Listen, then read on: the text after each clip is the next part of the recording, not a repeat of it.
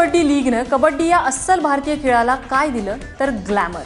आणि याच ग्लॅमरनं कबड्डीच्या मैदानातल्या कॉमन मॅनला तुमच्या आमच्या मनातलाही हिरो बनवलं. प्रो कबड्डी लीगच्या अशाच 4 नायकांशी संवाद साधला आमचे स्पोर्ट्स प्रतिनिधी विजय साळवेंनी.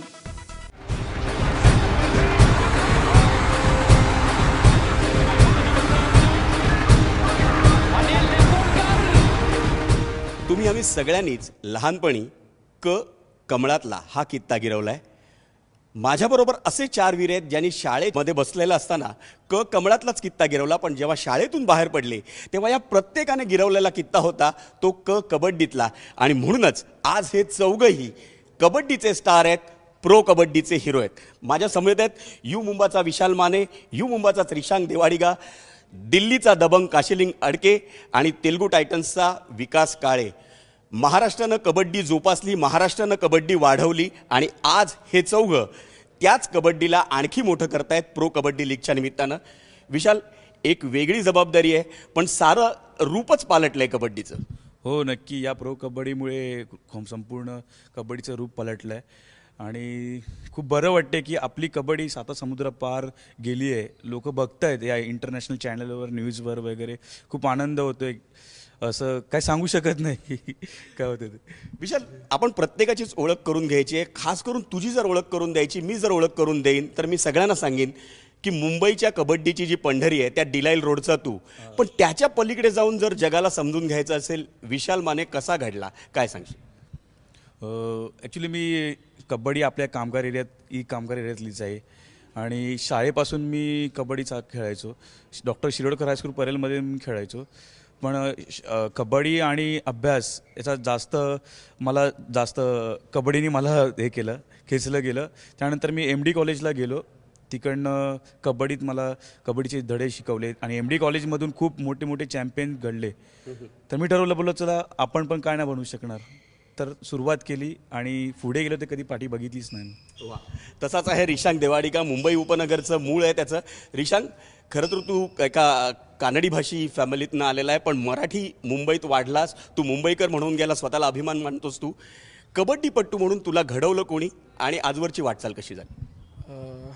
कबड्डी आमच्या इथे जे लोकल एरिया, मी वाकोळ्यात राहतो तिथे यशवंतनगरमध्ये, तिथे कबड्डी लहान वयापासून मी जसं घरातनं बाहेर निघालो तर आमच्या इथे क्रिकेट नाही खेळायचे, कबड्डीच खेळायचे. मग ते बघून बघून कबड्डीत म्हणजे आवड निर्माण झाली. कबड्डी म्हणजे खेळायचं सुरू केलं मी.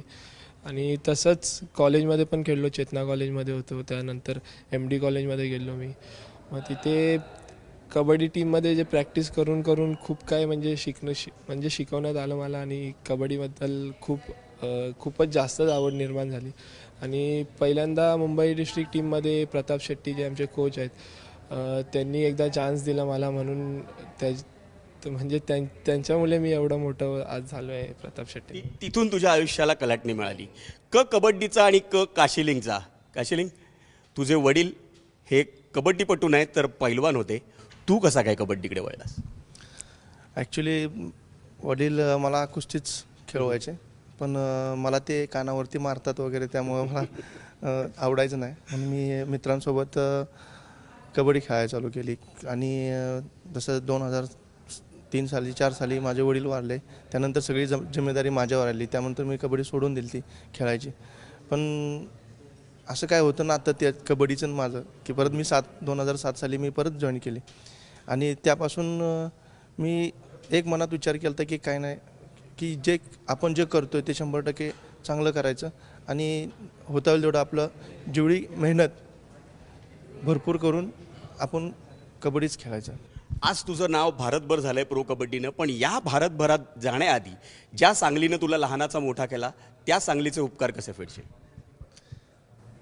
खरंच माझ्यावरती भरपूर जणांची अपेक्षा होती, सांगलीकरांची किंवा अख्ख्या महाराष्ट्रांची म्हणा, पण यांचे उपकार मी सहजासहजी फेडू शकत नाही, हे मला माहिती आहे.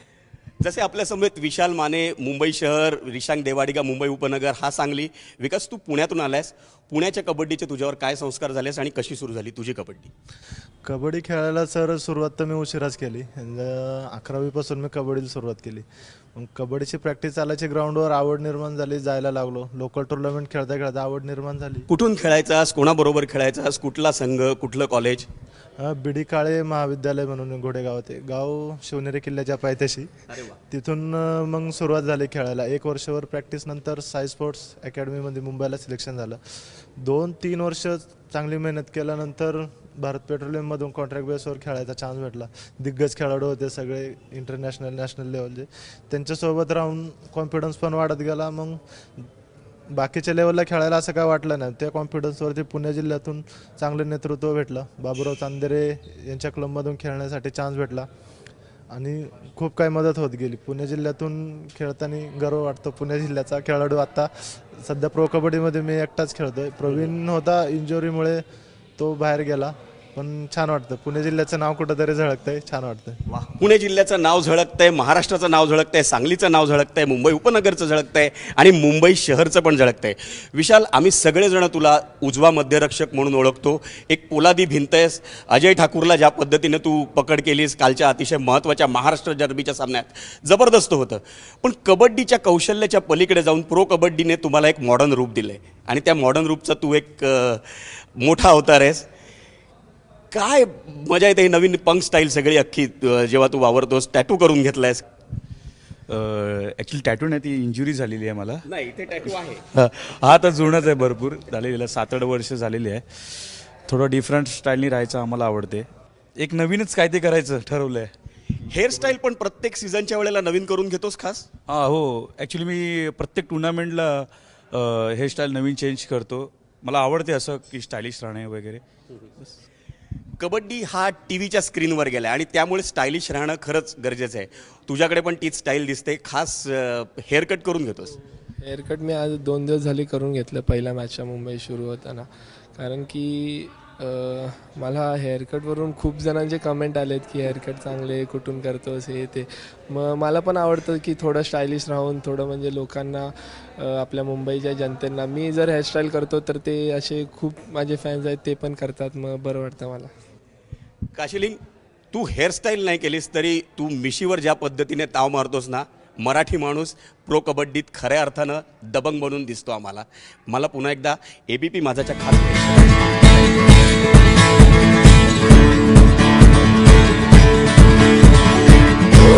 कुस्तीकडनं कबड्डीकडे वळलास, पण हे संस्कार कुस्तीचे?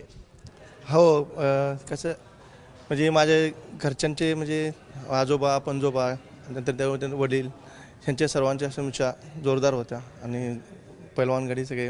त्यामुळं मला पण आवडतं मिशी ठेवायला. मिशी ठेवायला जशी काशिलिंगला आवडते तसं तुला काय आवडतं? या प्रत्येकाने हेअरस्टाईल करून घेतली आहे. पुण्यात काय वेगळी ओळख मिळाली आहे प्रो कबड्डीमुळे? अनेक फॅन फॉलोअर्स वाढलेत तुझे? हो, भरपूर काही फॅन फॉलोअर्स वाढलेत. कारण की एवढी ओळख नव्हती माझी, पण प्रो कबड्डीच्या माध्यमातून भरपूर काय ओळख झाली. मागच्या वर्षी एवढा चान्स भेटला नाही, परफॉर्म पण करू शकलो नाही. पण यावर्षी बेटर. मी खुश आहे माझ्या परफॉर्मन्सने आणि अजून प्रयत्न करेल की याच्यापेक्षा काहीतरी वेगळं करून दाखवण्याचं. काहीतरी पुणे जिल्ह्याचं नाव कुठंतरी येतं आहे आणि भरपूर जोरात मी करून दाखवतो सगळं. नक्कीच.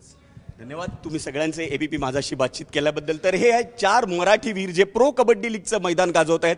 मैदानात असताना कबड्डीचं कौशल्य तर आपण त्यांचं पाहतोच, पण त्याच्या पलीकडे जाऊन त्यांचं जग काय आहे, ते कुठून आले, आज कोणत्या पद्धतीनं कबड्डी खेळतायत आणि कबड्डीच्या मैदानाबाहेर राहून कुठल्या पद्धतीची हेअरस्टाईल करतायत, कशा पद्धतीनं राहणं त्यांना आवडतं, हेच आपण आज त्यांच्याकडनं जाणून घेतलं. कॅमेरा पर्सन अजय गुप्तासह विजय साळवी, ABP माझा.